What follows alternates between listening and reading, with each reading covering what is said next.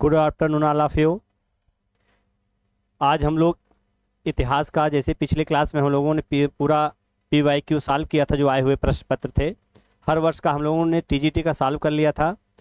आज से हम उसी समय हमने बताया था कि जो हमारी क्लास रहेगी अब वो क्या रहेगी, वो टॉपिक वाइज क्लास रहेगी और हम लोग उसमें थ्योरी और उसके बाद में कुछ प्रश्न को भी लास्ट में सॉल्व करेंगे। लेकिन मुख्य रूप से क्या है, अब हम लोग धीरे धीरे अपनी थ्योरी की क्लास लेकर चलते हैं, जिसको हम आराम से लेकर और बहुत व्यवस्थित तरीके से, जिससे सारी चीज़ें आपका पॉइंट टू पॉइंट जो है, जो भी महत्वपूर्ण चीज़ें हैं सब कुछ आप उसमें ऐड हो जाए। तो हमारा ये प्रयास रहेगा, हम लोग इसी को उठाकर क्या करेंगे, आगे बढ़ेंगे। जैसा आप लोग देख रहे हैं, शुरुआती जो तौर पे हमारा जो है TGT, PGT, LT, GIC प्रवक्ता, इन सब के सारे जो सिलेबस रहेंगे आपको इसी में हम लोग क्या करेंगे, इसी क्लास में कवर करने का पूरा प्रयास करेंगे। ठीक है, तो उसी को साथ लेते हुए आगे हम लोग स्टार्ट करते हैं। तो जो हमारा पहला स्टार्ट कहाँ से होगा, बेसिक होगा। हम लोग शुरुआत करेंगे एक सामान्य परिचय से। किसके सामान्य परिचय से? इतिहास के। क्योंकि जो पहली क्लास होगी, जब तक हम किसी भी विषय को, विषय वस्तु को थोड़ा सा समझ नहीं लेंगे, बेसिक समझ नहीं रखेंगे, तो शायद क्या है बाद में हमको थोड़ा बहुत कठिनाई हो सके। ठीक है, इसीलिए हमारा जो पहला प्रयास है, प्रयास यही है कि पहले हम किसी भी विषय, जिस विषय इतिहास विषय के हम क्या करेंगे, थोड़े बहुत जो सामान्य उसके परिचय हैं उसको समझते हुए तब हम अपने मूल टॉपिक पर क्या करते हैं, आगे बढ़ते हैं। फिर वहाँ पे हम ये भी बताएंगे आपको कि जो प्रश्न बन रहे हैं वो प्रश्न बन कैसे रहे हैं, वो कहाँ से प्रश्न उठ सकते हैं, उठने की संभावना है। हम इसको भी लेकर क्या करेंगे, आगे भैया बढ़ेंगे। ठीक है, चलिए। तो पहले यहाँ से शुरुआत हम लोग कहाँ से करते हैं, इतिहास के सामान्य परिचय से। कहाँ से करते हैं, इतिहास के सामान्य परिचय से। तो सबसे पहले इतिहास के जब सामान्य परिचय की बात करते हैं तो वहाँ से एक प्रश्न उठता है कि इतिहास क्या है। क्या प्रश्न उठता है कि इतिहास क्या है और इसको हम पढ़ते क्यों हैं, हमें इतिहास पढ़ने की आवश्यकता क्यों है। क्यों आपके जो कंपटीशन है, चाहे आप जो भी कंपटीशन जो गवर्नमेंट जॉब के लिए अगर आप देखते हैं, उसमें बेसिक रूप से अगर आपका चाहे सिविल हो चाहे वनडे हो, सभी में आपका क्या करता है, ऑलरेडी इतिहास के कुछ प्रश्न जरूर आते हैं। लेकिन जब आप विषय के रूप में अध्ययन करते हैं तो विषय में तो आपका मान लीजिए इतिहास महत्वपूर्ण विषय हो रहता ही है। ठीक है, तो हमारा जो मुख्य रूप से यहाँ जो मेन टॉपिक लेकर हम चलेंगे वो एक विषय को लेकर चलेंगे। ठीक है, जिससे आपके TGT, PGT, LT, GIC और GIC प्रवक्ता, इन सबके सारे प्रश्न पद जो भी प्रश्न बनेंगे हम लोग सबको क्या करेंगे, ऐड करते हुए उसके आगे बढ़ेंगे। ठीक है, तो हम लोग शुरुआत करते हैं। सबसे पहले इतिहास क्या है इसके विषय में शुरू किया जाएगा। अगर हम बात करते हैं इतिहास क्या है, तो यहां से जब हम शुरुआत करते हैं इसकी, तो इतिहास का जो 3 शब्द से इतिहास बना है, कौन कौन से? इति प्लस आस, इति ह और प्लस आस, 3 शब्दों से इतिहास शब्द बना हुआ है। और जो इतिहास शब्द बना, इसका जो अर्थ होता है, शाब्दिक अर्थ इसका क्या होता है, इसका शाब्दिक अर्थ जो होता है, ऐसा निश्चित रूप से हुआ है, निश्चित रूप से हुआ है, हुआ है। ठीक है, इसका एक शाब्दिक अर्थ है। इतिहास का, इतिहास 3 शब्दों से मिलकर बना है, इति है और आस। ठीक है, और इसका जो शाब्दिक अर्थ है, ऐसा निश्चित रूप से हुआ है। अब क्या निश्चित रूप से हुआ है, इसका मतलब कोई ऐसी घटना हुई है जो निश्चित रूप से हुई है। ठीक है, ऐसी कोई घटना हुई है जो निश्चित रूप से हो चुकी है, इसका मतलब कार्य बीत चुका है। ठीक है, तो हम इसी की बात करते हैं इसमें। ठीक है, जब हम इसको देखते हैं, जब हम इसको देखते हैं कि ऐसी कौन सी घटना है, इसका मतलब जो बीत चुकी है। ठीक है, तो जब हम उसको एक शाब्दिक अर्थ के रूप में लाते हैं कि कौन सी घटना, ऐसी घटना जो निश्चित रूप से घट चुकी है, अर्थात हम इस विषय के अंतर्गत, हम इतिहास विषय के अंतर्गत क्या करते हैं, अतीत की बीती हुई घटनाओं का अध्ययन करते हैं। अतीत की बीती हुई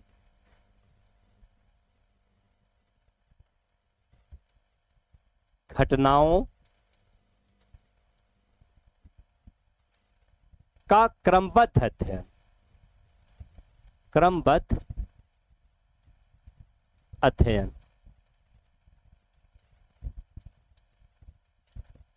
अतीत की बीती हुई घटनाओं का क्रमबद्ध अध्ययन ही क्या होता है? क्या है? इतिहास है। अतीत की बीती हुई घटनाओं का क्रमबद्ध अध्ययन ही इतिहास है। तो इतिहास क्या है? इतिहास अतीत मतलब या प्राचीन काल की जो घटनाएं बीत चुकी हैं, ठीक है, जब उनका एक व्यवस्थित रूप से क्रमबद्ध अध्ययन हम करते हैं, उसी को हम क्या कहते हैं? इतिहास कहते हैं। ठीक है, क्रमबद्ध अध्ययन क्या करते हैं? इतिहास कहते हैं। अब यहां से प्रश्न बनता है कि इतिहास को अलग अलग लोगों ने अपने अपने तरीकों से परिभाषित, अलग अलग इसकी परिभाषा की है। ठीक है, इसी इतिहास को अलग अलग लोगों ने अलग अलग तरीके से परिभाषित किया है। दूसरी चीज, यही एक प्रश्न और बनता है कि इतिहास के जनक कौन है, या इतिहास के फादर ऑफ हिस्ट्री किसे कहा जाता है। ठीक है, यह भी प्रश्न यहाँ से उठता है। ठीक है, तो हम उसकी जब बात करते हैं तो हम सबसे पहले देखते हैं फादर ऑफ हिस्ट्री, इतिहास के जनक। इतिहास के जनक यह एक यूनानी विद्वान है। यह एक यूनानी विद्वान है जिनका जो समय था वो 4वीं शताब्दी ईसा पूर्व का समय था। कब था? 4वीं शताब्दी ईसा पूर्व का समय था। और इनका जो नाम है, क्या नाम है? हेरोडोटस। हेरोडोट्स।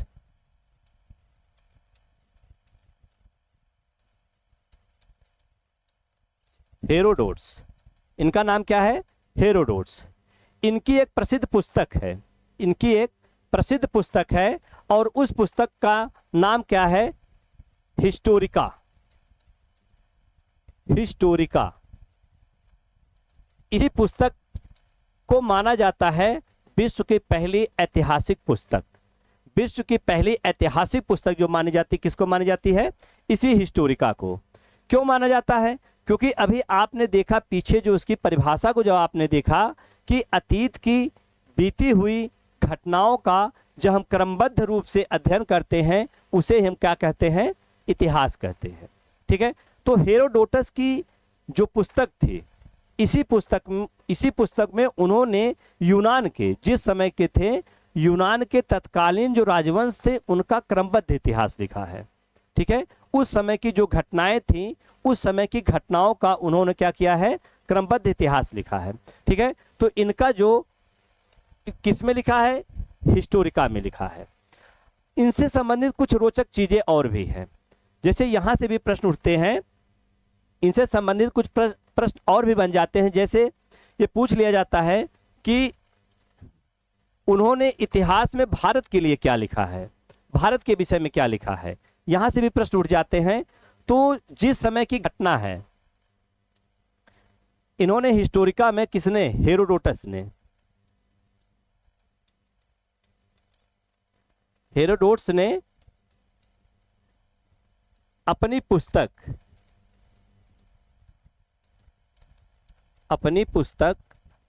हिस्टोरिका में, किसमें? हिस्टोरिका, कहीं कहीं इसको हिस्टोरिया भी कहा जाता है। हिस्टोरिका में इन्होंने सर्वप्रथम इंडिया शब्द का उल्लेख किया। सर्वप्रथम इंडिया शब्द का। अगर पूछा जाए इंडिया शब्द का पहला उल्लेख कहाँ मिलता है, तो हेरोडोटस की पुस्तक हिस्टोरिका में मिलता है। इंडिया शब्द का उल्लेख किया है।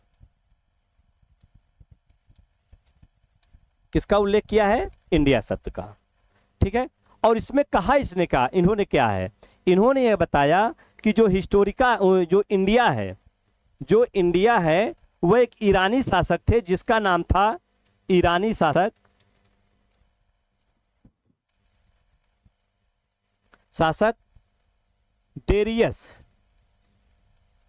डेरियस प्रथम। इंडिया जो है ईरानी शासक डेरियस प्रथम की क्या है? एक क्षत्रपी है।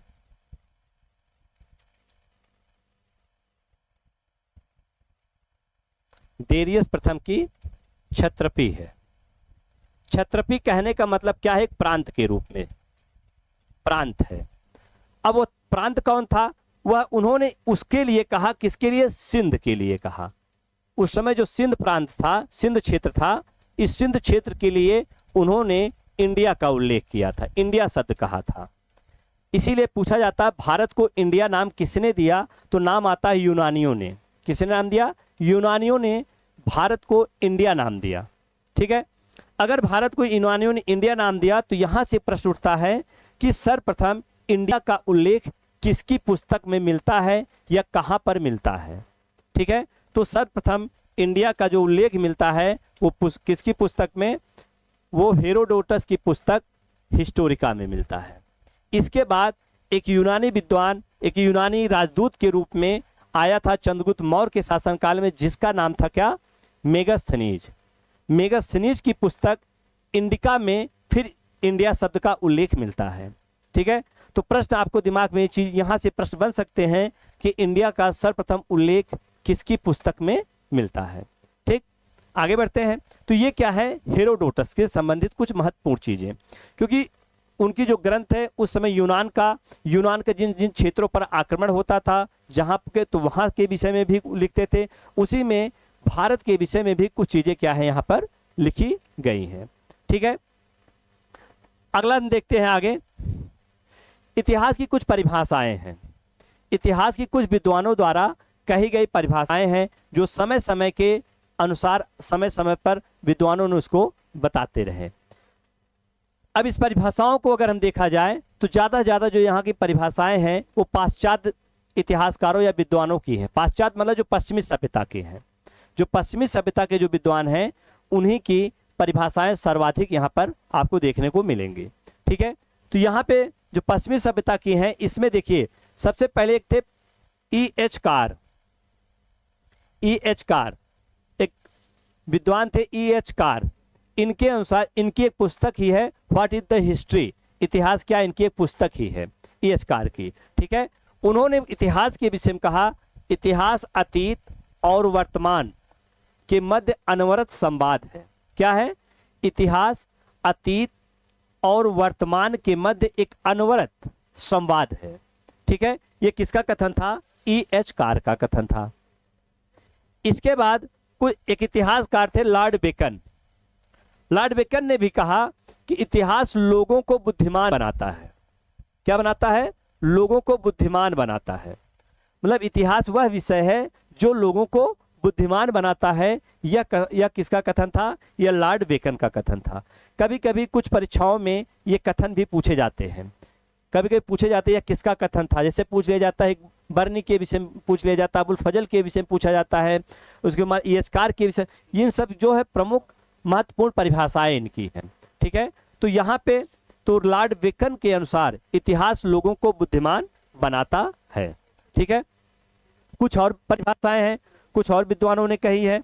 जैसे ब्यूरी ने कहा, प्रोफेसर ब्यूरी थे, इन्होंने कहा कि इतिहास विज्ञान है, न कम और न ज्यादा। मतलब इतिहास जो है एक विज्ञान है, न वो ज्यादा है न वो कम है। इसका मतलब इतिहास को एक वैज्ञानिक विषय के रूप में भी क्या है यहाँ पे इन्होंने उसको माना कि इतिहास एक वैज्ञानिक है। इतिहास विषय जो है एक वैज्ञानिक विषय है। ठीक है, दूसरी चीज प्रोफेसर ट्रेवेलियन ने क्या कहा? इन्होंने कहा इतिहास अपने आप को आंशिक रूप से दोहराता है। इतिहास जो है अपने आप को आंशिक रूप से दोहराता है, अर्थात जो कुछ घटनाएं अगर पीछे बीत चुकी हैं तो आंशिक रूप से संभवतः हुआ आगे कुछ न कुछ चीजें क्या है वो घटनाएं दोहराई जाएं, और उसी से क्या है हमको सीख भी लेनी चाहिए कि इतिहास अगर दोहरा रहा है तो उसमें हम उसकी अच्छाइयों और बुराइयों, अगर वहाँ पे जो कमियां थी उसको हम सुधार कर फिर आगे ऐसी घटनाएं ना होने पाए। और इसीलिए क्या है हमें इतिहास के विषय को पढ़ने की क्या होती है? आवश्यकता होती है। ठीक है, तो इस किसका कथन था? ट्रेवेलियन का कथन था इतिहास अपने आप को आंशिक रूप से दोहराता है। ठीक है, इसके बाद टाइनवी, एक विद्वान थे टाइनवी। इन्होंने कहा इतिहास एक रत्न जनित आभूषण है। इन्होंने कहा इतिहास एक रत्न जड़ित आभूषण है और इतिहासकार एक कुशल जौहरी है। मतलब जो इतिहास विषय है, इतिहास जो है वो एक आभूषण की तरह है जिसमें रत्न जड़ित हुए हैं, रत्न जड़ित किए गए हैं, ठीक है। और जो इतिहासकार जो होते हैं उसी को कुशलता से उसको क्या करते हैं, व्यवस्थित रूप से उसको क्या बनाते हैं, ठीक है। तो इसीलिए इन्होंने इतिहासकार को एक कुशल जौहरी के रूप में बताया, ठीक। एक और नाम आता है रेवियर का। रेवियर ने कहा इतिहास को हिस्ट्री नहीं माना जाना चाहिए क्योंकि इतिहास एक कहानी है और न अधिक और न कम। मतलब इन्होंने इतिहास को इतिहास नहीं माना, इन्होंने कहा इतिहास एक कहानी है। किसने? रेवियर ने इतिहास को एक कहानी के रूप में माना। इन्होंने कहा कि यह एक कहानी है और यह हिस्ट्री नहीं है, ठीक है। तो ये कथन किसका था? इन्होंने इतिहास की आलोचना की, ठीक। अगला देखते हैं। एक विद्वान थे सीले, ये राजनीति शास्त्री भी थे और इन्होंने कहा इतिहास जो है विगत की राजनीति है। इन्होंने राजनीति और इतिहास के संबंध पर अपने उस पे पुस्तक लिखा है, उस पे उन्होंने अपना जो स्टेटमेंट दिया है और उन्होंने ये बताया कि जो इतिहास है वो पीछे जो राजनीति होती थी उसी का क्या है, आज इतिहास वही बन गया है। कहने का मतलब आज जो राजनीति हो रही है अगर कहा जाता है तो वही राजनीति क्या है कि भविष्य क्या हो जाएगा, इतिहास बन जाएगा। ये कथन किसका था? शीले का था। तो इतिहास विगत की राजनीति है, मतलब पिछले वर्ष पीछे जो समय बीत गया है उसकी क्या है, राजनीति है, ठीक है। कार्ल आर पापर के अनुसार, देखिए ये सब थोड़ा सा इंपॉर्टेंट परिभाषाएं हैं और कभी कभी ये परिभाषाएं अक्सर पूछी भी जाती हैं, तो हमको इसीलिए कुछ परिभाषाओं को कलेक्शन करके हम लोग यहाँ पे क्या करते हैं, इसको देखते भी चलें कि बीच बीच में इसको रिवीजन करते रहेंगे, दिमाग में बैठा रहेगा, तो अगर कभी एग्जाम में आएगा तो ये चीज़ें हमसे क्या होंगी, मिस नहीं होंगी। क्योंकि हमारा जो यहाँ पे उद्देश्य है अभी समान परिचय की हम लोग बात कर रहे हैं और इसके बाद फिर हम लोग क्या करेंगे, फिर धीरे धीरे इसको और जो प्रश्न यहाँ से बनते हैं उसको हम एमसीक्यू के माध्यम से भी यहाँ पे लाएंगे, ठीक है। कार्ल पापर ने क्या कहा?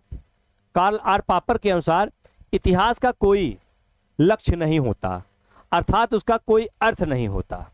ये क्या है, इन्होंने फिर आगे क्या लिखा, इतिहास विज्ञान नहीं अपितु क्या है, कला है।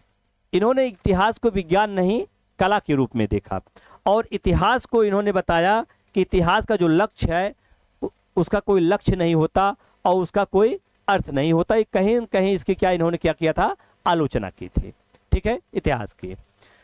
उन्होंने आगे लिखा कि इतिहास विज्ञान नहीं अपितु क्या है, कला। कहने मतलब इन्होंने कला के रूप में इतिहास को माना। तो ये भी पूछा जाता है कि किस विद्वान ने इतिहास को कला के रूप में कहा और किसने इतिहास को क्या कहा, इतिहास को विज्ञान के रूप में माना। तो ये दोनों चीजें, दोनों स्टेटमेंट क्या है यहाँ पे प्रश्न के अकॉर्डिंग आपके बनाए जा सकते हैं। चलिए, एक हमारा जो महाकाव्य है, जो महाकाव्य है महाभारत, महाभारत में भी इतिहास के विषय में बताया गया। क्या बताया गया? महाभारत में बताया गया, इतिहास की परिभाषा दी गई, कहा गया कि ऐसी प्राचीन रुचिकर कथा, ऐसी प्राचीन रुचिकर कथा जो हमें धर्म, अर्थ, काम और मोक्ष में सहायता प्रदान करती है उसे इतिहास कहते हैं। कहने मतलब महाभारत के अनुसार इतिहास को एक कथा, ऐसी कथा के रूप में माना गया जिसमें धर्म, अर्थ, काम, मोक्ष में सहायता प्रदान करने की बात कही गई और उसी को समग्र रूप से क्या कहा गया, इतिहास कहा गया, ठीक है। किसमें कहा गया? ये महाभारत में कहा गया। आपके प्रथम उपराष्ट्रपति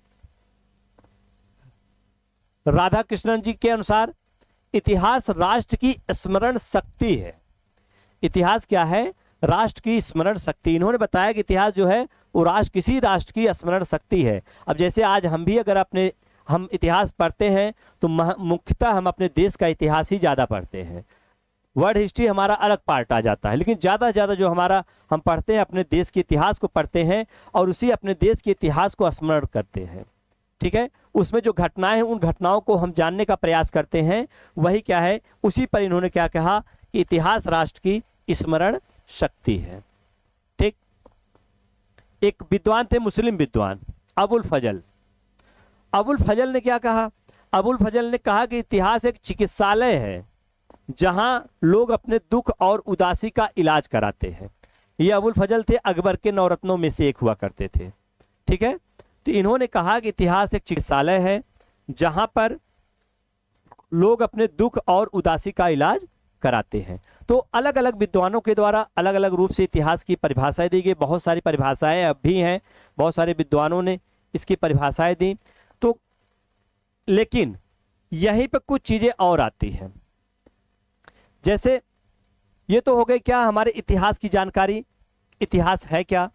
इतिहास इति धन ह धन आस से बना हुआ एक शब्द है जिसका अर्थ होता है ऐसा निश्चित रूप से हुआ है, और जो निश्चित रूप से हुआ है उसके विषय उसके जो जब हम उसके शाब्दिक अर्थ पे जाते हैं, उसके परिभाषा में जाते हैं, तो हम क्या कहते हैं? अतीत की जो घटनाएं बीत चुकी हैं, अतीत की बीती हुई घटनाओं का क्रमबद्ध अध्ययन ही क्या है? इतिहास है। ठीक है। दूसरी चीज, इतिहास पे फादर ऑफ हिस्ट्री, इतिहास के जनक किसे कहा जाता है? तो इतिहास के जनक जो थे वो कौन थे? इतिहास के जनक हेरोडोटस थे। कौन थे? हेरोडोटस। कहाँ के थे ये? एक यूनानी थे, यूनान के थे, ये यूनान के विद्वान थे। ठीक है। 4वीं शताब्दी ईसा पूर्व के आसपास इन्होंने अपनी एक पुस्तक लिखी जिस पुस्तक का नाम क्या था? हिस्टोरिका। और अपनी पुस्तक, इसी हिस्टोरिका पुस्तक में इन्होंने सबसे पहले एक शब्द दिया, इंडिया। अगर पूछा जाए इंडिया शब्द का पहली बार उल्लेख किसकी पुस्तक में आता है, तो इंडिया शब्द का पहली बार जो उल्लेख है वो हेरोडोटस की पुस्तक हिस्टोरिका में आता है। हेरोडोटस की पुस्तक क्या है? हिस्टोरिका में आता है। ठीक है। और इसी पुस्तक में ये बताया गया, इसी पुस्तक में, और कहाँ पर उल्लेख आता है? क्योंकि इसी पुस्तक में उल्लेख मिलता है कि एक विद्वान मतलब ईरानी शासक हुआ करते थे, और उसका एक नाम था, एक शासक था जिसका नाम था डेरियस प्रथम, दारा प्रथम। ठीक है। और इसी डेरियस को एक नाम और देते हैं, दारा प्रथम। दारा प्रथम। ये जो दारा प्रथम थे, इनका जो क्षेत्र था वो सिंध क्षेत्र तक था, भारत के सिंध प्रांत तक था, सिंध क्षेत्र तक था। ठीक है। और इसी पुस्तक में दारा कहते हैं, हेरोडोटस ने बताया कि जो इंडिया है, इंडिया जो है, इंडिया डेरियस की क्या है? एक 20वीं क्षत्रपी थी। कौन सी क्षत्रपी थी? 20वीं क्षत्रपी, 20वीं या 20वां प्रांत था। मतलब इंडिया जो है वो 20वां प्रांत था किसका? दारा प्रथम का। लेकिन वो जो इंडिया किसके लिए कहा गया? वो कहा गया सिंध क्षेत्र के लिए कहा गया। जो सिंध नदी थी उसके आसपास का जो क्षेत्र था उसके लिए क्या कहा गया? सिंध क्षेत्र कहा गया। इसीलिए इंडिया का उल्लेख जो सबसे पहले हिस्टोरिका पुस्तक में मिलता है। और अगर पूछा जाए इंडिया नाम किसने दिया, तो इंडिया भी नाम किसने दिया? सबसे पहले यूनानियों ने दिया। भारत को इंडिया यूनानियों ने कहा। और क्यों कहा था? क्योंकि जब वो पहली बार भारत आए तो सिंधु नदी के पास आए, सिंधु नदी के पास आए, और यही जो नदी थी, इसी सिंधु नदी को यूनानी भाषा में इसको इंडस कहते थे, इंडस कहते थे। बाद में यही जो इंडस नदी थी, तो इंडस नदी के नाम पर इस एरिया का नाम क्या पड़ गया? इस क्षेत्र का क्या नाम पड़ गया? इंडिया नाम पड़ गया। ठीक है। तो ये जो थे सामान्य इसका परिचय था। इसके बाद कुछ परिभाषाएं हमने बताया। परिभाषाओं में क्या है? अतीत और वर्तमान के मध्य अनवरत संवाद, ये एचकार का है। तो जो परिभाषा है इसका आप लोग भी नोट डाउन कर लीजिएगा नोट्स में, ये सब अक्सर पूछी जाती रहती हैं परिभाषाएं। ठीक है। इसके बाद अब परिभाषा के बाद है कुछ अगला मैटर आपका है इतिहास का वर्गीकरण। वर्गीकरण कहने का मतलब इतिहास का विभाजन। हम थोड़ा सा इस सामान्य परिचय के टॉपिक में देखते हैं कि इतिहास का जो विभाजन था वो किस प्रकार किया गया था। ठीक है। तो सबसे पहले देखते हैं वर्गीकरण के आधार पर, इस वर्गीकरण के आधार पर इतिहास को 3 भागों में पहले डिवाइड किया गया। अलग अलग विद्वान, कुछ विद्वानों ने इसको अलग तरीके से भी विभाजित किया था, हम उसकी भी बात करते हैं। तो सबसे पहले हम यहाँ देखते हैं कि जो वर्गीकरण किया गया उसको कितने भागों में किया गया और कौन कौन से उसके भाग थे। ठीक है, तो सबसे पहले क्या था, इतिहास का वर्गीकरण के अंतर्गत प्रागैतिहासिक काल,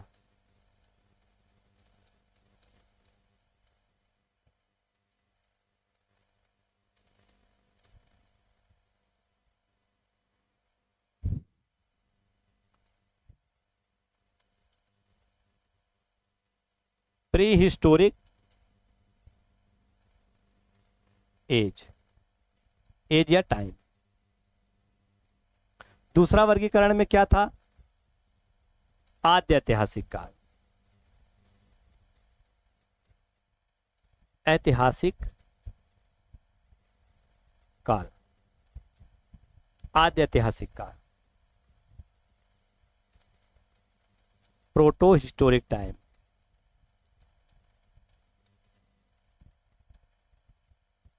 एज या टाइम। और तीसरा क्या था, ऐतिहासिक काल,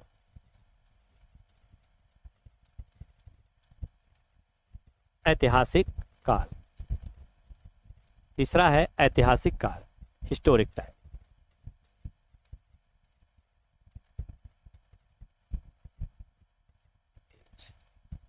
या टाइम, ठीक है। तो इसको क्या है, तीन भागों में इतिहास का वर्गीकरण, प्राचीन इतिहास को तीन भागों में क्या है, डिवाइड किया गया या बांटा गया है।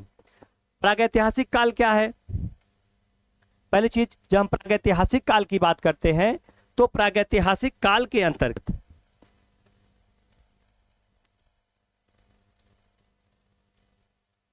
प्रागैतिहासिक काल में जब हम अध्ययन करते हैं तो हम उस चीज का अध्ययन करते हैं, किसका, जिस समय मनुष्य को, इसमें क्या है कि जिस समय मनुष्य को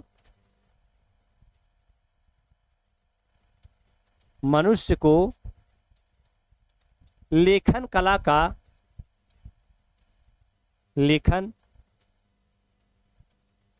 का ज्ञान नहीं था।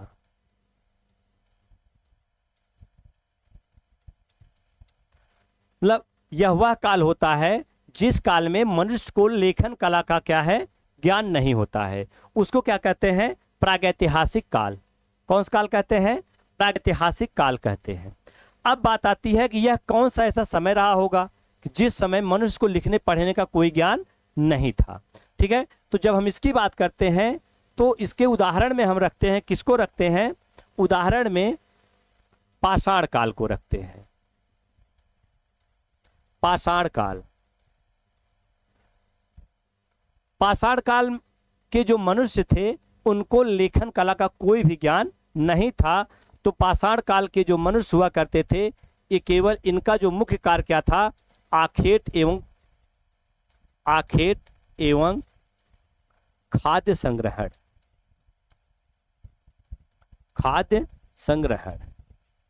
आखेट एवं खाद्य संग्रहण इनका मुख्य कार्य था।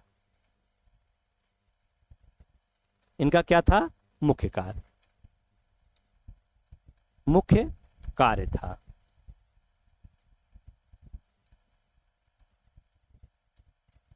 ठीक, अगर हम बात करते हैं प्रागैतिहासिक काल के अंतर्गत, यह उस समय की बात है जिस समय मनुष्य को लेखन कला का कोई ज्ञान नहीं था और उसको मतलब कुछ नहीं, न लिखना पढ़ना कुछ मनुष्य जानता नहीं था। और उसको उदाहरण के रूप में हम रखते हैं, वह कौन सा ऐसा समय रहा होगा जिस समय मनुष्य को लिखने पढ़ने का कोई भी ज्ञान नहीं था। तो उस समय क्या था, पाषाण काल।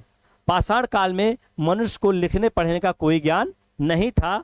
तो उस समय मनुष्य का जो मुख्य कार्य हुआ करता था, क्या था, वो आखेट एवं खाद्य संग्रहण, अर्थात वह शिकार करता था और अपने भोजन को क्या करता था, इकट्ठा करता था, भोजन को इकट्ठा करता था। यही उसका उस समय का क्या था, मुख्य कार्य हुआ करता था। ठीक है, दूसरी चीज जब हम इसके बाद जब हम रखते हैं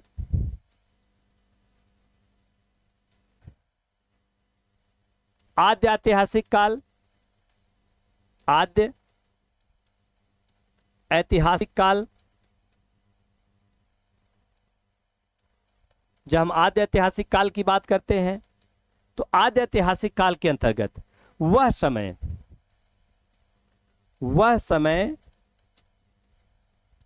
जिस समय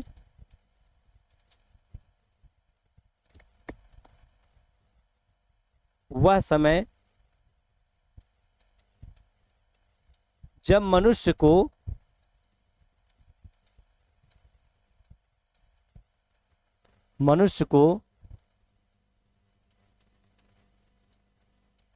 लेखन कला का ज्ञान था, लेखन कला का ज्ञान था, परंतु उन्होंने क्या लिखा है, उन्होंने क्या लिखा है उसे अभी तक पढ़ा नहीं गया, पढ़ा नहीं जा सका। अर्थात कहने का मतलब यह उस समय की घटना की बात है जिस समय मनुष्य को लिखने पढ़ने का तो ज्ञान हो गया था, ठीक है, लिखने पढ़ने का तो ज्ञान उनको हो गया था, लेकिन उन्होंने क्या लिखा आज तक उसको कोई पढ़ नहीं पाया, मतलब उनकी लिपि और भाषा अभी तक पढ़ी नहीं जा सकी। तो उस समय कि वह जो समय था वह समय क्या कहलाया? आद्य ऐतिहासिक काल। क्या कहलाया? वह समय आद्य ऐतिहासिक काल कहलाया। ठीक है, इसी के साथ अगर हम उदाहरण की बात करते हैं, उदाहरण की हम जब बात करते हैं तो इस समय किस काल को रखा जाता है? तो इस समय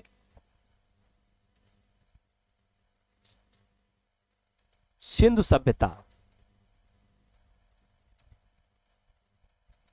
सभ्यता या इसको हम कह सकते हैं या हड़प्पा सभ्यता। हड़प्पा सभ्यता जब आप इसको पढ़ते हैं, सिंधु सभ्यता या हड़प्पा सभ्यता को पढ़ते हैं, तो इसकी जो लेखन शैली मिली है, जो लिखा गया है, जो चीजें जो अक्षर प्राप्त हुए हैं, वो किस भाषा में, वो क्या लिखे गए, आज तक उसको कोई पढ़ नहीं पाया। ठीक है, क्योंकि इसमें बहुत सारे ऐसे स्थानों पर लेखन का विकास हुआ था, लिखने के साक्ष्य आज भी प्राप्त होते हैं। यहाँ तक अगर हम बात करते हैं तो सबसे ज्यादा अगर देखते हैं तो एक 10 अक्षरों का साइन बोर्ड, एक 10 अक्षरों का साइन बोर्ड प्राप्त होता है। और वो कहाँ से प्राप्त होता है? वो धौलावीरा से प्राप्त होता है, सिंधु सभ्यता के। और जो धौलावीरा से प्राप्त होता है उसमें भी लेखन कला का क्या है? तो इसका मतलब ज्ञान था, लेकिन उन्होंने क्या लिखा है वो अभी तक पढ़ा नहीं जा सका। तो आद्य ऐतिहासिक काल को हम किस भाग के अंतर्गत रखते हैं? तो आद्य ऐतिहासिक काल को हम रखते हैं किसमें? सिंधु घाटी सभ्यता या हड़प्पा सभ्यता के उदाहरण के रूप में इसको हम रखते हैं। ठीक है, तीसरा भाग जो आता है, तीसरा पार्ट आता है ऐतिहासिक काल। ऐतिहासिक काल, तीसरे भाग को ऐतिहासिक काल के अंतर्गत रखते हैं। अर्थात वह समय या उस समय की बात है जिस समय मनुष्य को लिखने पढ़ने का ज्ञान भी था, और उन्होंने क्या लिखा, क्या पढ़ा, वो आज भी पढ़ा जा सकता है या पढ़ा जा रहा है। ठीक है, इसका मतलब उसके बाद के समय, जो भी समय आज तक के समय को हम ऐतिहासिक काल के अंतर्गत रखते हैं। ठीक है, तो इसको अगर हम परिभाषित के एक लाइन में लिखते हैं,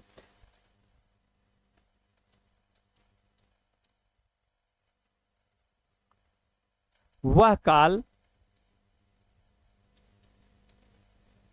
जिस समय मनुष्य को लिखने पढ़ने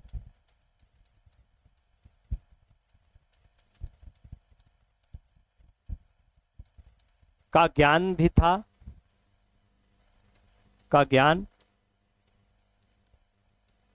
और वह आज भी पढ़ा जा सकता है।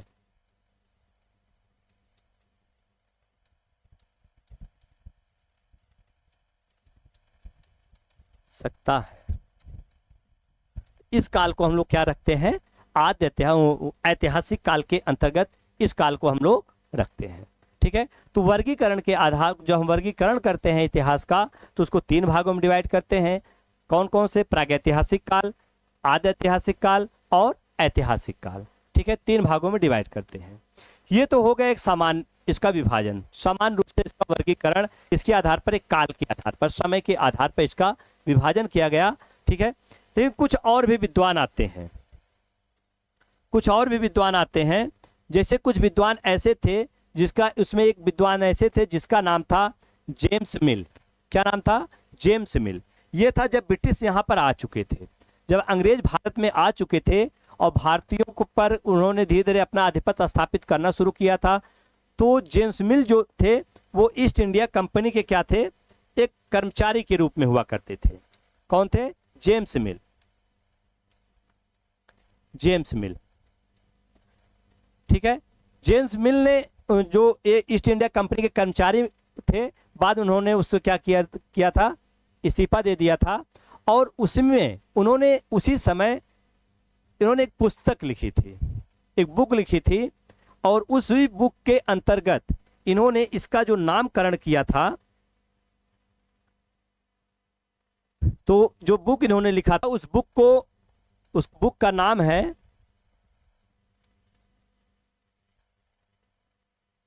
British history of India.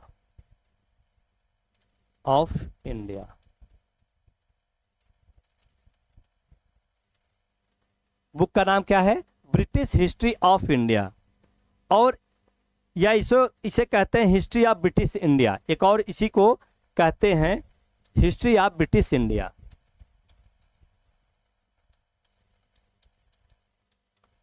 History of British India. ठीक है, इसी बुक में इन्होंने भारत के इतिहास को, किसको? भारत के इतिहास को 3 भागों में विभाजित किया। ठीक है, किसमें? भारत के इतिहास को इन्होंने इसी बुक में 3 भागों में विभाजित किया था।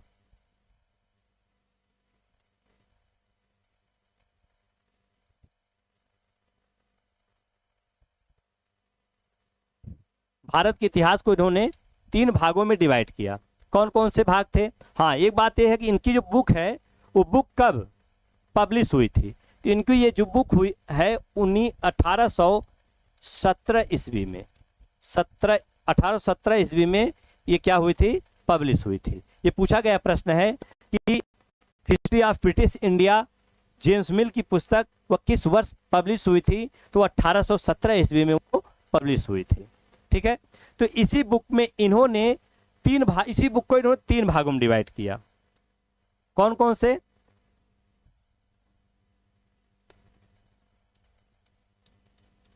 जेम्स मिल ने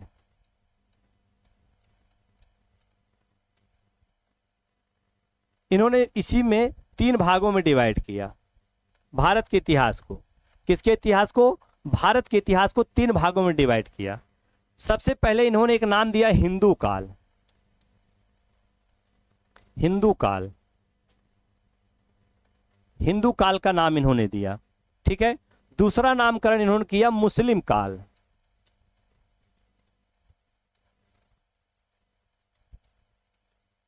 और तीसरा नाम इन्होंने किया, तीसरा नाम क्या इन्होंने किया? जो ब्रिटिश काल से जोड़कर थे, और इसी ब्रिटिश काल के अंतर्गत इसको अगर आप कहा जा सकता आधुनिक भारत आप कह सकते हैं, चाहे इसको आप ब्रिटिश काल कह सकते हैं, चाहे आधुनिक भारत के रूप में से कह सकते हैं। कहने का मतलब आप इसको लिख लीजिए ब्रिटिश काल, ब्रिटिश काल। लेकिन ध्यान रखना है, इसमें इन्होंने जिसके विषय में लिखा केवल 1817 तक ही लिखा है। कब तक? 1817, क्योंकि 1817 ईस्वी तक ये बुक जो थी वो पब्लिश हो गई है। कौन सी बुक थी? बुक का नाम क्या था? बुक का नाम था British history of British India या ब्रिटिश हिस्ट्री ऑफ इंडिया। ठीक है, इसी बुक में इन्होंने जो 1817 में पब्लिश हुई थी, भारत के इतिहास को 3 भागों में डिवाइड किया, और जो तीन भाग इसका था, तो तीसरे 3 भाग में एक हिंदू काल था, एक मुस्लिम काल था, और इसी के अंतर्गत फिर अगला क्या था, ब्रिटिश काल था। जब हम हिंदू काल की बात करते हैं, इसी को हम कह सकते हैं प्राचीन इतिहास, भारत का प्राचीन इतिहास, भारत का प्राचीन इतिहास। ठीक है, मुस्लिम काल की हम बात करते हैं, तो मुस्लिम काल के को हम क्या कह सकते हैं, इसको हम कहते हैं मध्यकालीन इतिहास, भारत का मध्यकालीन इतिहास,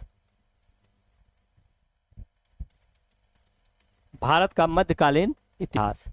ब्रिटिश काल को हम क्या कहते हैं, भारत का आधुनिक भारत, सीधे कह सकते हैं आधुनिक भारत, आधुनिक भारत। तो कहने का मतलब जेम्स मिल ने भारत के इतिहास को 3 भागों में डिवाइड करने का, बांटने का प्रयास किया। पहला क्या था, हिंदू काल, मुस्लिम काल, और दूसरा मुस्लिम काल, तीसरा क्या था, ब्रिटिश काल। जो हिंदू संबंधित प्राचीन इतिहास जब आप बात करते, क्योंकि मुस्लिम का आक्रमण हुआ नहीं था, मुस्लिम सत्ता यहाँ पर आई नहीं थी, उसके पहले हिंदू ही थे, वही शासन करते थे, उनके विषय में जो इतिहास इन्होंने लिखा उसी कहा गया क्या, हिंदू काल। ठीक है, जिसको कह दिया गया, अगर इसको हम पढ़ते हैं, किसमें पढ़ते हैं, प्राचीन इतिहास में, भारत के प्राचीन इतिहास में। ये डिवाइडेशन किसका हुआ, भारत के इतिहास का, भारत के इतिहास के, पूरे विश्व इतिहास की बात नहीं है, भारत के इतिहास का ये को इन्होंने विभाजित किया था 3 भागों में। मुस्लिम काल की बात करते हैं, जिस समय मुस्लिम आक्रमणकारी आते हैं और भारत में मुस्लिम सत्ता की स्थापना होती है, तो जो मुस्लिम सत्ता की स्थापना होती है उसी को जब हम पढ़ते हैं, आज हम जब पढ़ते हैं जो सुविधा के आधार पर, तो हम उसको मध्यकालीन भारत का इतिहास कहते हैं। तो उसमें जब हम पढ़ते हैं तो उसमें मुख्य रूप से हम मुस्लिम इतिहास को ही पढ़ते हैं। उसको उन्होंने डिवाइड किया था 1817 में मुस्लिम काल के नाम से।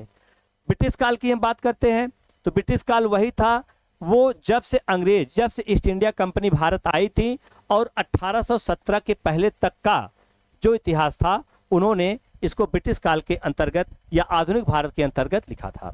क्योंकि इसके बाद फिर इतिहास इन्होंने लिखा नहीं था, इसलिए इनका आधुनिक भारत तक ही नाम है। इसके बाद की जो रचनाएं बाद में आती हैं, नेशनल मूवमेंट जो घटनाएं, इसको बहुत बाद होती हैं। ठीक है, तो इसी के आधार पर सुविधा अनुसार आज हमारे देश का जो भारत का जो इतिहास विभाजित किया गया, वो इसी आधार पर किया जाता है। ठीक है, तो प्राचीन इतिहास हम पढ़ते हैं, किसमें प्राचीन इतिहास पढ़ते हैं, मध्यकालीन इतिहास पढ़ते हैं, आधुनिक भारत के इतिहास पढ़ते हैं, और उसी आधुनिक भारत के इतिहास के एक पार्ट के रूप में हम लोग नेशनल मूवमेंट पढ़ते हैं, राष्ट्रीय आंदोलन पढ़ते हैं। ठीक है, क्या पढ़ते हैं, राष्ट्रीय आंदोलन भी पढ़ते हैं। तो आज जो सुविधा के अकॉर्डिंग विभाजित किया गया, वो उस तरह किया गया, और इसी के आधार पर विभाजन उसका किया गया। ठीक है, इसके बाद एक और विद्वान का नाम आता है, एक विद्वान और है जिनका नाम है थॉमसन। एक विद्वान है जिनका नाम है थॉमसन, प्रोफेसर थॉमसन नाम है, और उन्होंने डेनमार्क के कोपेनहेगर संग्रहालय था। ठीक है, क्या नाम है, प्रोफेसर थॉमसन, प्रोफेसर थॉमसन।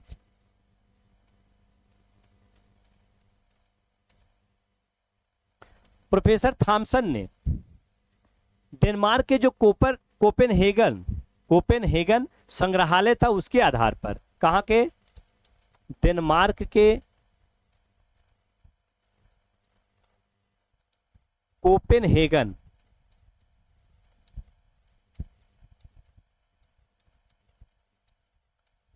के संग्रहालय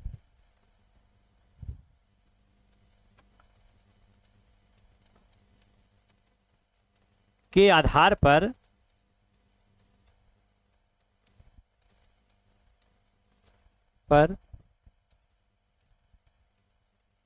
भारत के प्राचीन इतिहास को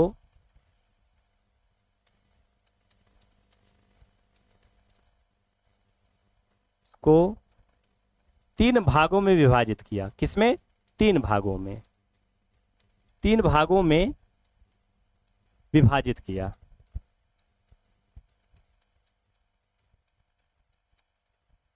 3 भागों में इन्होंने इसको विभाजित किया। कौन कौन से 3 भाग थे? ये भी प्रश्न पूछा जाता है कि भाई किसने डेनमार्क के कोपेनहेगन संग्रहालय के आधार पर भारतीय इतिहास को किसने 3 भागों में डिवाइड किया था, उसका विभाजन 3 भागों में किसने किया था? तो किसका नाम आता है? प्रोफेसर थॉमसन का नाम आता है। प्रोफेसर थॉमसन इसको 3 भागों में डिवाइड किया।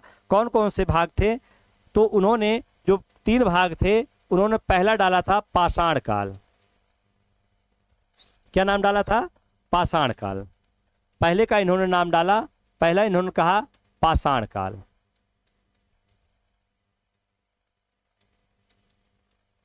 दूसरा इन्होंने कहा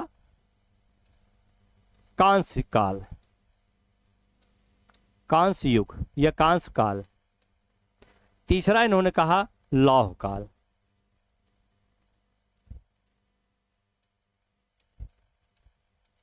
लौह काल 3 भागों में इन्होंने क्या किया था?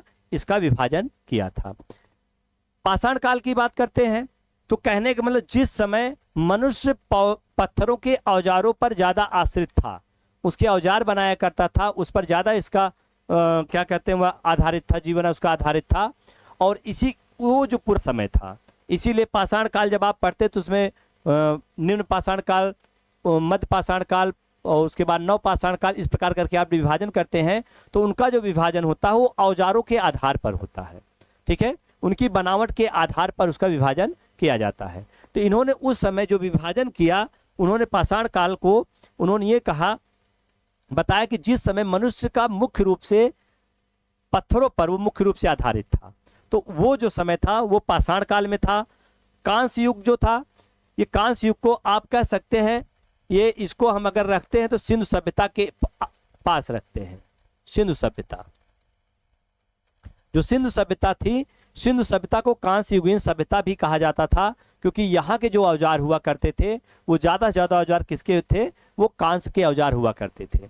ठीक है, किसके? सिंधु सभ्यता के। ठीक है, दूसरा क्या है? लौह काल। तीसरा क्या है? लौह काल। लौह काल कहने का मतलब यह उस समय की घटनाओं का इन्होंने बात की जिस समय मनुष्य जो था वो लोहे के औजारों को क्या करता था? उसके सबसे ज्यादा लोहे का औजार बनाना शुरू कर दिया।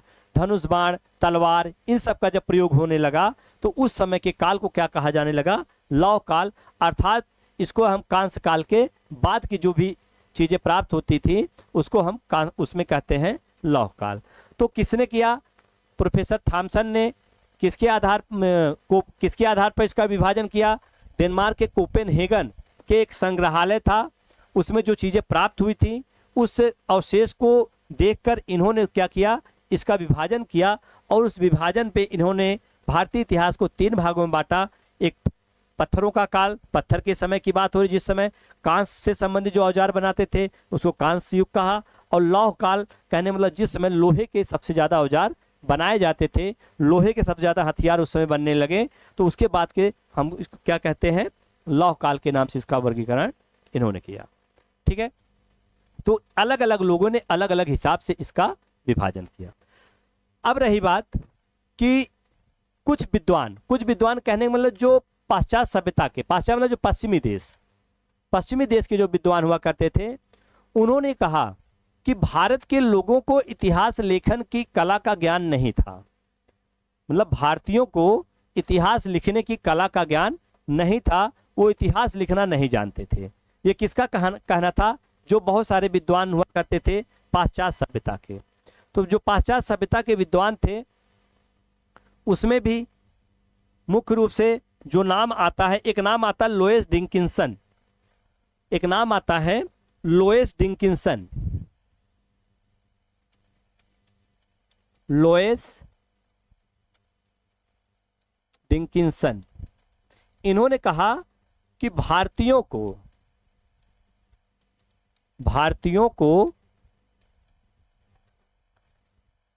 इतिहास लेखन का, भारतीयों कहने मतलब यहां मुख्य रूप से डालिएगा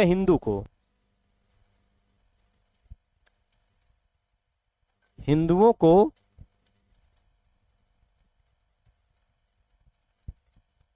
इतिहास लेखन का ज्ञान नहीं था।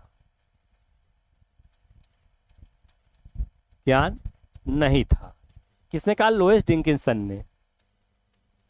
कहने का मतलब इन्होंने कहा कि जो पश्चिमी सभ्यता के जो विद्वान थे उन्होंने वो कहा करते थे कि भारत के लोगों को इतिहास या हिंदू को इतिहास लेखन का ज्ञान नहीं था, इसीलिए उन्होंने जो भी पीछे जो घटनाएं घटी उसको क्रमबद्ध व्यवस्थित रूप से लिखा नहीं।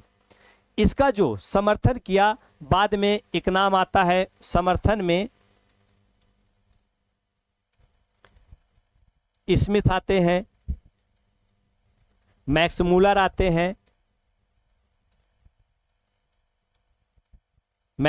आते हैं, विलियम जोन्स आते हैं,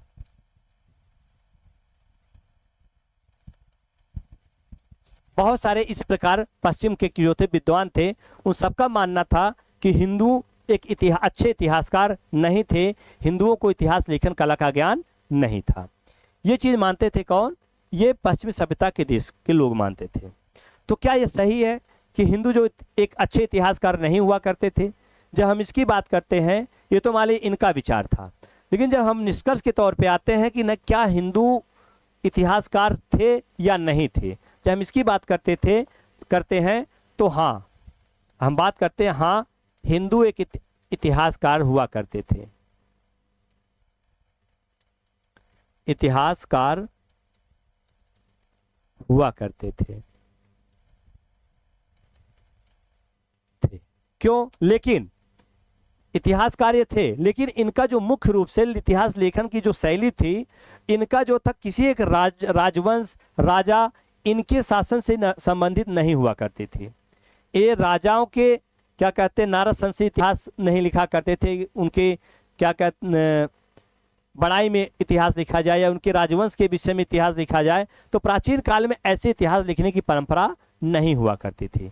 जो इतिहास लेखन की जो परंपरा हुआ करती थी वो मानव आधारित थी, मानव केंद्रित हुआ करती थी,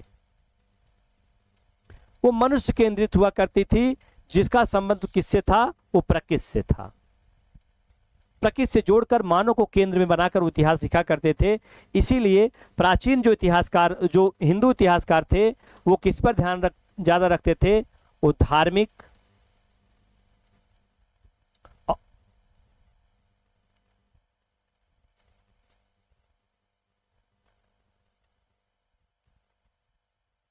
धार्मिक और दार्शनिक। तो ज्यादा से ज्यादा अगर आप देखेंगे प्राचीन जो पुस्तकें आपको मिलेंगी, वो ज्यादा से ज्यादा पुस्तकें किस पे आपको मिलेंगी? वो धार्मिक और दार्शनिक दर्शन पर आधारित पुस्तकें या बुकें, उस पे ग्रंथ जो हैं वो आपको प्राप्त होती हैं। तो कहने का मतलब, लेकिन उस समय जो लिखा करते थे वो मनुष्य को केंद्र में बनाते थे और प्रकृति से जोड़कर लिखते थे। तो कहने का मतलब अध्यात्म की भी बात उसमें जाते थे, दर्शन की बात करते थे और धर्म से जोड़कर लिखते थे। किसी एक राजा या पर्टिकुलर किसी राजवंश के विषय में इतिहास नहीं लिखा करते थे। इसीलिए पाश्चात्य सभ्यता के जो लोग थे वो ये मानते थे कि हिंदुओं को इतिहास लिखने की आदत नहीं है या इतिहास लिखने का ज्ञान उनको नहीं था। लेकिन अगर वास्तविक रूप से देखा जाए, हिंदुओं को भी क्या है? इतिहास लिखने का ज्ञान था। अब ये देखिए, इसका बताने का मतलब क्या है हमें, कि कभी कभी आपके जो मेंस संबंधी जो प्रश्न बनते हैं, तो मेंस से संबंधित प्रश्न भी यहाँ से उठ सकते हैं कि भाई इतिहास, जो पश्चिमी सभ्यता के लोगों का जो आक्षेप है हिंदू सभ्यता पर, भारतीय प्राचीन इतिहासकारों पर, कि क्या उन्हें इतिहास लेखन कला का ज्ञान नहीं था, तो इस पर आप किस बात सहमत हैं या नहीं सहमत हैं? इससे संबंधित प्रश्न आपके यहाँ से बनाए जा सकते हैं मेंस के पर्पज से भी। ठीक है, तो आप यहाँ पे सीधे मानव केंद्रित जो प्रकृति से संबंधित हुआ करते थे, धार्मिक और दार्शनिक मुख्य रूप से जो था उस समय के जो इतिहासकार थे वो इसी पर अपने को केंद्र बनाकर रखते थे। ठीक है, तो ये चीजें। अब बात आती है कि इतिहास तो ठीक है, तो प्राचीन जो इतिहास थे, आज बहुत सारी चीजें सुरक्षित नहीं है, बहुत सारी चीजें जो घटनाएं घट गए उसको क्रमबद्ध व्यवस्थित लिखा नहीं गया, बहुत सारी ऐसी घटनाएं देखने को मिली। तो अगर हम आज देखते हैं तो जो इतिहास के जो स्रोत मिलते हैं, कहाँ से हम उनको जानकारी मिलती है, तो प्राचीन भारतीय इतिहास के विषय में हम कहाँ पाएंगे? क्योंकि बाद के इतिहास को देखते हैं तो उस समय इतिहासकार आ गए, उन्होंने उस समय के इतिहास को लिख दिया, उसके साहित्य लिखा, मतलब जो पुस्तकें लिखी, उस पुस्तकों के माध्यम से पीछे जो इतिहास थे आधुनिक भारत की, उन सब के विषय में जानकारी मिलती है। लेकिन जो प्राचीन इतिहास था, तो प्राचीन इतिहास के विषय में हमें जानकारी कहाँ से मिल सकती है, ठीक है, कैसे हम उसका, तो ये आपका सबसे इंपॉर्टेंट टॉपिक यहाँ से उठता है, ठीक है। तो इससे जिसे हम कहते हैं क्या, इतिहास जानने के स्रोत। क्या कहते हैं, इतिहास जानने के स्रोत कहते हैं। अब यहाँ पे अगर हम इतिहास जानने के स्रोत की हम बात करते हैं, तो सबसे पहले प्राचीन भारतीय इतिहास, प्राचीन भारतीय इतिहास के जानने के स्रोत, मुख्य रूप से इसको हम कितने भागों में डिवाइड करते हैं, मुख्य रूप से इसको हम देखा जाए तो 3 भागों में डिवाइड करते हैं। पहला, दूसरा और ये तीसरा, 3 भागों में इसको हम क्या करते हैं, विभाजित करते हैं, 3 भागों में इसको हम डिवाइड करते हैं, ठीक है। तो पहला क्या था, एक साहित्यिक स्रोत, क्या है, साहित्यिक स्रोत। दूसरा क्या है, पुरातात्विक स्रोत। और तीसरा क्या है, विदेशी यात्रियों के विवरण। जो विदेशी यात्री आते हैं यहाँ पर भारत में, उनकी जो पुस्तकें हैं, उन्होंने पुस्तकों में किन चीज़ों का उल्लेख किया, क्या लिखा है, उसी का जो विवरण है वो इसके अंतर्गत आता है, ठीक है। हम साहित्य की बात करते हैं, साहित्य ग्रंथ पुस्तकों की बात करते हैं, साहित्यिक ग्रंथों की बात करते हैं, तो इन साहित्यिक ग्रंथों में 2 प्रकार के आते हैं। 2 प्रकार में कौन कौन से आते हैं, एक आता है धार्मिक ग्रंथ, धार्मिक ग्रंथ, और दूसरा आता है लौकिक ग्रंथ, जिसका संबंध धर्म से न हो। लौकिक ग्रंथ के अंतर्गत जैसे धार्मिक ग्रंथ हो गया, लौकिक ग्रंथ हो गया। लौकिक ग्रंथ में, गुड आफ्टरनून भैया राजेश जी, गुड आफ्टरनून, ठीक है। जो धार्मिक क्या कहते, धार्मिक ग्रंथ की बात करते हैं, तो धार्मिक ग्रंथ उस समय के जो महत्वपूर्ण, जो धर्म से संबंधित, जो धर्म से संबंधित जो ग्रंथ लिखे गए, जिसके अंतर्गत आप कह सकते हैं जैसे आपके वेद हो गए, वेद हो गए, चारों वेद हो गए, उपनिषद हो गए, ब्राह्मण ग्रंथ हो गए, आरण्यक हो गए, ये सब जो है आपके धार्मिक ग्रंथ के अंतर्गत आते हैं। तो जब हम इनके विषय में अध्ययन करते हैं, इनको जब हम पढ़ते हैं, तो इसको हम जब जोड़ के चलते हैं, वो सब हमारे किसके अंतर्गत आ जाती है, धार्मिक ग्रंथ के अंतर्गत। और यहाँ से उस समय के तत्कालीन समाज के विषय में जानकारी प्राप्त होती है, ठीक है। उस समय तत्कालीन समाज के विषय में जानकारी प्राप्त होती है, ठीक भैया। तो अब इस धार्मिक ग्रंथ में देखिए, ब्राह्मण साहित्य, बौद्ध साहित्य और जैन साहित्य, ब्राह्मण साहित्य, बौद्ध साहित्य और जैन साहित्य। ब्राह्मण साहित्य के अंतर्गत हम देखते हैं कौन कौन से, ब्राह्मण साहित्य में आपके वेद आ जाते हैं, ब्राह्मण ग्रंथ आते हैं, आरण्यक आते हैं, उपनिषद आते हैं, और इन्हीं चारों को कहा जाता है, ये वैदिक साहित्य के 4 भाग हुआ करते हैं। वैदिक साहित्य के 4 भाग कौन कौन से हैं, वेद हैं, ब्राह्मण ग्रंथ हैं, आरण्यक हैं, उपनिषद हैं, ठीक है। इसके बाद फिर दूसरा आता है, मेरी लंबी क्लास चल रही है ये, और ये हम लोगों का जो स्टार्ट हुआ है, आज से टॉपिक बाय टॉपिक स्टार्ट हुआ है, तो हम लोग थ्योरी को लेकर भी चल रहे हैं, बाद में कुछ एमसीक्यू भी इसमें चलाएंगे, तो थ्योरी और एमसीक्यू दोनों लेकर हम लोग चलेंगे, ठीक है। लेकिन मुख्य रूप से हम लोग यहाँ से अभी पहला हमारा आज का टॉपिक है, और पहला जो टॉपिक है ये है आपका क्या है, स्टार्ट इतिहास का सामान्य परिचय है।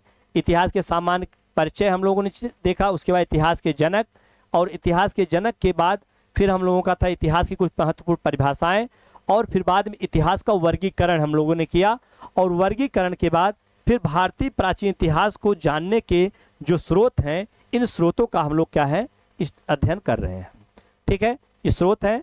इसके बाद फिर इन्हीं स्रोतों पे टॉपिक बाय टॉपिक हम लोगों का भी रेगुलर क्लास स्टार्ट रहेगी, ऐप पे भी और यूट्यूब पे भी, ठीक है। तो यहाँ पे क्या है, वेद, ब्राह्मण ग्रंथ, आरण्यक और उपनिषद, ये 4 जो धार्मिक ग्रंथ हैं, इनको हम एक नाम दिया जाता है वैदिक साहित्य। बाद में इन सब का हम अलग अलग करके एक्सप्लेन करेंगे, इन सबको हम अलग अलग से हम लोग पढ़ेंगे, और उससे उस समय के समाज की क्या कंडीशन थी, उस समय के समाज की क्या स्थिति रहा करती थी, किस उनका राजनीतिक समाज क्या था, धार्मिक समाज क्या था, उनका मुख्य रूप से आर्थिक समाज कैसा था, तो इसको हम लोग क्या करेंगे, इसमें अध्ययन करते हैं। इसके अलावा धार्मिक साहित्य के अंतर्गत वेदांग भी आते हैं, सूत्र भी आते हैं, महाकाव्य धर्म, साथ में धर्म सूत्र, स्मृतियां और टीकाएं, ये सब आपको क्या है अलग अलग करके पढ़ना है। ठीक है, तो इसके बाद का ये तो होगा क्या है धार्मिक ग्रंथ।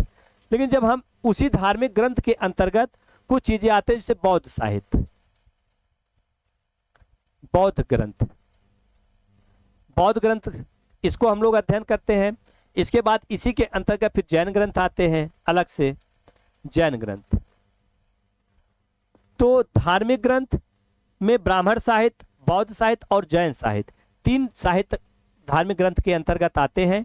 इन तीनों को हमको क्या करना है अलग अलग से पढ़ना। यहां से भी मोस्ट इंपॉर्टेंट प्रश्न आपके यहां से उठते हैं। ठीक है, तो हम लोगों को इस सबको लेकर एक एक करके लेकर यहां से चलना है।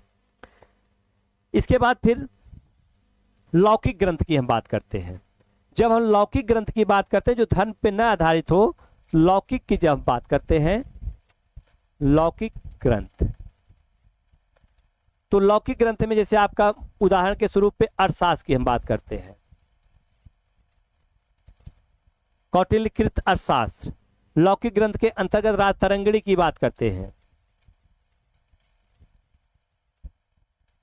राजतरंगिणी की बात करते हैं। मतलब इस प्रकार के जो अन्य ग्रंथ मिलते हैं बहुत सारे, उन सब ग्रंथों को हम लोग जो धर्म से इतर हों, जो मुख्य रूप से धार्मिक ना हो, धर्म से इतर हों, उनको हम क्या कहते हैं, उनको हम कहते हैं लौकिक ग्रंथ। और लौकिक ग्रंथ के अंतर्गत बहुत सारे ग्रंथों को हम लोग क्या करेंगे अध्ययन करेंगे। इनका जो समय रहता है उस समय के राजाओं के समय, अब जैसे अगर हम देखेंगे अर्थशास्त्र, अर्थशास्त्र की बात करते हैं तो अर्थशास्त्र के अंतर्गत अगर देखते हैं कौटिल्य ने मौर्य वंश से संबंधित जो प्रशासनिक व्यवस्था, जो उनकी उस समय की जो व्यवस्था है उसके विषय में अध्ययन किया है। ठीक है, उसमें उसका उल्लेख प्राप्त होता है। सिसरा जी गुड आफ्टरनून, गुड आफ्टरनून भैया, गुड आफ्टरनून। ठीक है, राजतरंगिणी की बात करते हैं तो राजतरंगिणी, इन सबको हमको अलग से एक एक टॉपिक लेकर साहित्य के अंतर्गत हम लोगों को अलग से पढ़ना है। ठीक है, तो हम सारी चीजों को, सारे टॉपिक को अलग करके पढ़ेंगे। दूसरी चीज यहाँ पे हम बात करते हैं, एक है विदेशी यात्रियों का विवरण। जब हम विदेशी यात्रियों के विवरण के पार्ट को पढ़ेंगे, क्योंकि पढ़ना हमको सब है और सब आपके इतिहास जानने के स्रोत हैं, प्राचीन भारतीय इतिहास जानने के जो स्रोत हैं ये सब हैं। ठीक है, तो विदेशी यात्रियों की हम बात करते हैं तो जैसे मेगास्थनीज की इंडिका, मेगास्थनीज की इंडिका हम पढ़ते हैं।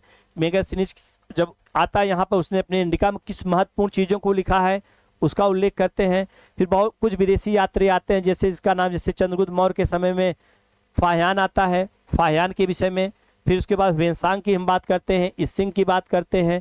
ठीक है, बाद में मध्यकाल जब हम पढ़ते हैं, डेली क्लास यूट्यूब पर होगी, जी जी जी बिल्कुल होगी, यूट्यूब पर भी होगी और ऐप पे भी आपको क्लास मिलेगी।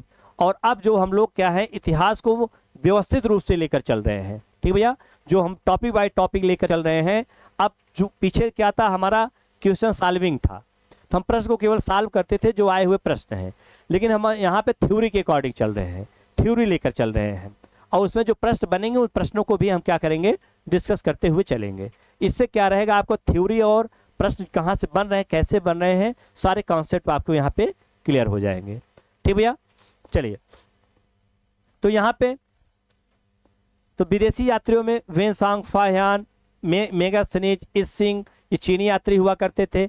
इसी प्रकार क्या है कुछ यात्री हमारे जो मुस्लिम यात्री आए थे, जैसे क्या कहते हैं अल मसूदी बात करते हैं, और उसके बाद अल बरूनी की बात करते हैं, इब्न बतूता की बात करते हैं। बहुत सारे लोग आते हैं, उन्होंने भारत के विषय में क्या बताया। कुछ यात्री विजयनगर के समय में आए थे, जैसे अब्दुल रज्जाक आता, निकोलो कोंटी आता है। तो ये सब जो आते हैं उस समय इनका क्या रोल था भारतीय इतिहास, भारत के विषय में, इन्होंने भारत के विषय में क्या लिखा, क्या भारत के विषय में बताया, इनसे हमें जानने के बहुत सारे स्रोत प्राप्त होते हैं मध्यकाल में। एंशियंट में इनसे जानकारी, जो चीनी यात्री आते हैं, जो यूनानी यात्री आते हैं, इनके विषय में पढ़ेंगे। इनकी पुस्तकों से भारत के विषय में, भारत उस समय के तत्कालीन इतिहास की जानकारी मिलती है। ठीक भैया, तो ये विदेशी यात्रियों की हम बात करते हैं, इसका अध्ययन करते हैं टॉपिक में। हमारा मुख्य रूप से बताना है कि हमको इस स्रोत के अंतर्गत क्या क्या पढ़ना है, क्योंकि यहाँ से ही प्रश्न उठते हैं आपको। यही चीज़ अगर आप एक बार क्लियर होगा, समझ लीजिए एंशियंट का आपका 40% आपका मैटर कवर हो जाता है। ठीक है, एंशियंट हिस्ट्री का 40% मैटर आपका कवर हो जाता है। ठीक है, अगला है पुरातात्विक साक्ष्य। जब हम पुरातात्विक की बात करते हैं, पुरातात्विक साक्ष्य की बात करते हैं तो उसमें जब हम पढ़ते हैं तो अभिलेख पढ़ते हैं। अभिलेखों में है बहुत सारे अभिलेख हैं। जब आप पढ़ते हैं मौर्य काल के अंतर्गत एक शासक थे जिसका नाम था सम्राट अशोक। अशोक का इतिहास ज़्यादा से ज़्यादा जो जानकारी मिलती है उसके अभिलेखों के द्वारा ही मिलती है। चाहे कोई पत्थर पर शिला अभिलेख हुआ हो, चाहे गुफाओं में लिखाया गया अभिलेख हो, गुफा अभिलेख हो, चाहे वो क्या कहते हैं स्तंभ पर लिखा गया हो, स्तंभ अभिलेख हो।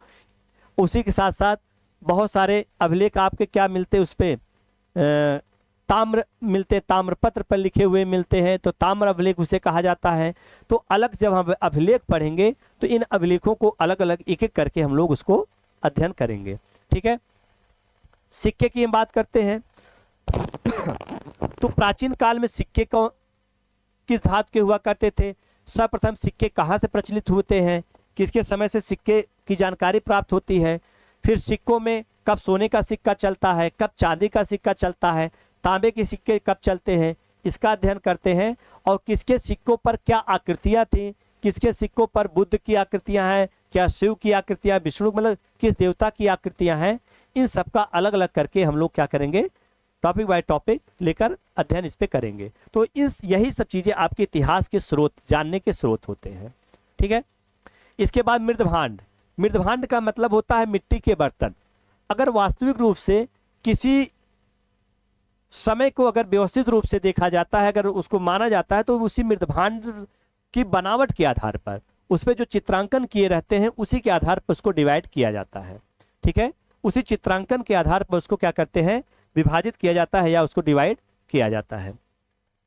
उसी प्रकार मोहरे जो मुहर उस समय जो प्राप्त हुई हो, इसके साथ साथ उस समय की जो मूर्ति कला थी, चाहे आप पढ़ेंगे एलोरा, अजंता, उसके अलावा आप पढ़ेंगे क्या बाघ की गुफा, बहुत सारे आपको चित्रकला और मूर्तिकला के विषय में जानकारी आपको इसे जो मिलती है वो सब आपके प्राचीन इतिहास के व्यवस्थित करने में क्या है, वो एक स्रोत के माध्यम के रूप में होते हैं। ठीक है, उन सबसे इनकी जानकारी मिलती है।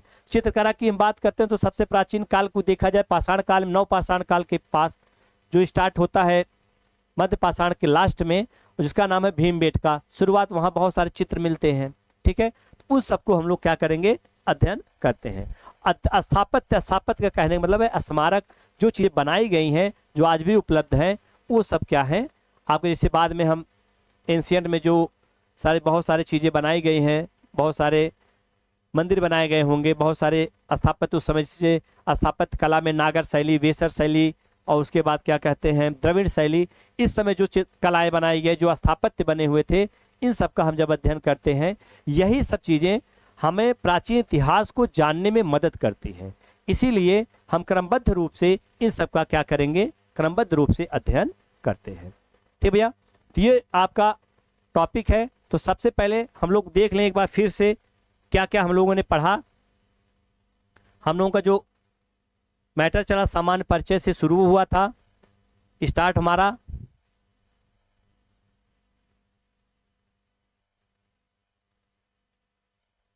शुरुआत यहीं से है, इतिहास का सामान्य परिचय। जो लोग मिस कर चुके हैं क्लास, उसको फिर से देख लें। ठीक है, उस क्लास को फिर से देखें। तो इतिहास का सामान्य परिचय से है, इतिहास क्या है इसके विषय में हम लोगों ने पढ़ा, इतिहास की परिभाषा क्या है इसके विषय में हम लोगों ने अध्ययन किया। ठीक है, और इसके साथ साथ फादर ऑफ हिस्ट्री, देखिए यूनानी विद्वान थे जिसका नाम था हेरोडोटस, इनका एक चित्र भी आपको सामने है। ठीक है, और उसके बाद फिर हम लोगों ने इनसे संबंधित जो महत्वपूर्ण चीजें थी, जो महत्वपूर्ण प्रश्न थे, इसको हम लोगों ने पढ़ा।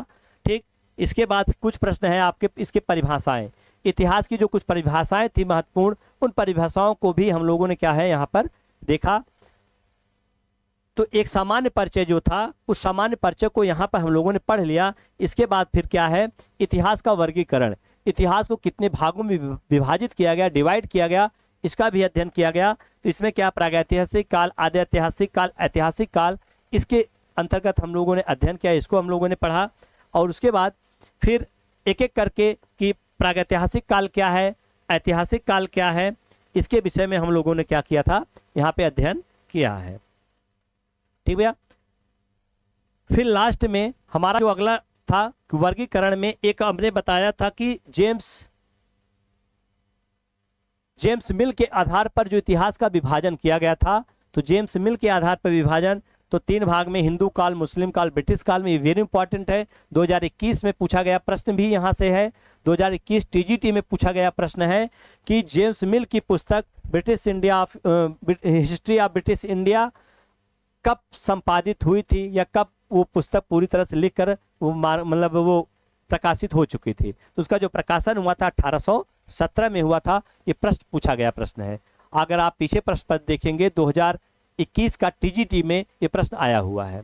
ठीक है, तो कहने मतलब हम इन सबको क्या लेकर आपको चलते हैं, तो इसमें हमारे पीछे आए हुए प्रश्न भी ऐड होंगे, और जो आने की संभावना है, जो आगे प्रश्न बनते हैं, हम सबको ऐड करके यहाँ से चलते हैं। ठीक, इसके बाद फिर हम लोगों का जो था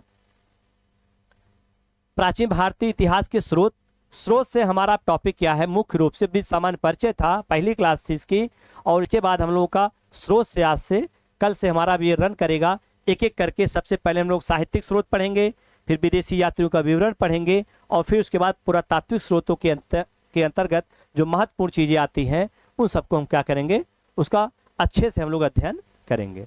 ठीक भैया, यही हमारा पैटर्न रहेगा हम लोगों का पढ़ने का, और यही से आपका प्रश्न आपके बनते हैं। इससे बाहर फिर आपको ज़्यादा पढ़ने की ज़रूरत नहीं है, बस केवल क्वेश्चन सॉल्विंग आपको करना रहता है। ठीक भैया, इसके साथ साथ कुछ चीज़ें देखिए, हम लोगों ने यहाँ पे कोर्स आप लोगों के लिए बहुत राहत भी कर दिया गया कि यहाँ पे बहुत सारी चीज़ें देखिए, ये सामान्य अध्ययन जो एलटी ग्रेड, जीआईसी प्रवक्ता और जीडीसी की प्रिपेयर कर रहे हैं, उनके लिए जो प्रश्न पत्र पे आपके जीएस का रोल बहुत महत्वपूर्ण होगा।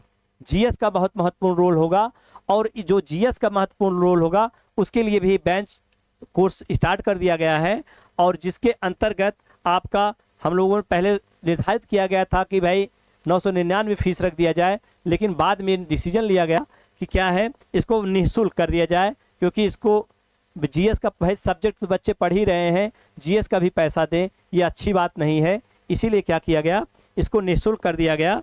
तो यहाँ पे आप ऐप पे डाउनलोड कर लीजिए, ऐप डाउनलोड कर लीजिए इसका, और ऐप डाउनलोड करने के बाद फिर क्या है, आपको कुछ क्लासेज आपको यूट्यूब पे भी मिलेंगी और ऐप पे भी मिलेंगी। ठीक है, तो इसको आपको डेली अब यहाँ से जीएस का प्रश्न पत्र आपको मिल जाएगा। ठीक भैया, इसी के साथ जो यहाँ पे जो कोर्स हैं टीजीटी, पीजीटी, सब सारे कोर्सेज आपको स्टार्ट कर दिए गए हैं। अब आप देख ही रहे हैं, नेट जेआरएफ जो बच्चे देना चाह रहे हैं उनके लिए भी हिस्ट्री समझ लें यही बेस पढ़ना शुरू करेंगे। कुछ चैप्टर अलग से उनके लिए हो जाता है, बाकी यहाँ से आपका। जी भैया, राधे राधे राधे राधे। ठीक है, टाइमिंग हमारे जो क्लास की रहेगी वो 1 बजे रहेगी, आप लोग 1 बजे जुड़ने का पूरा प्रयास करिएगा। ठीक, ठीक भैया।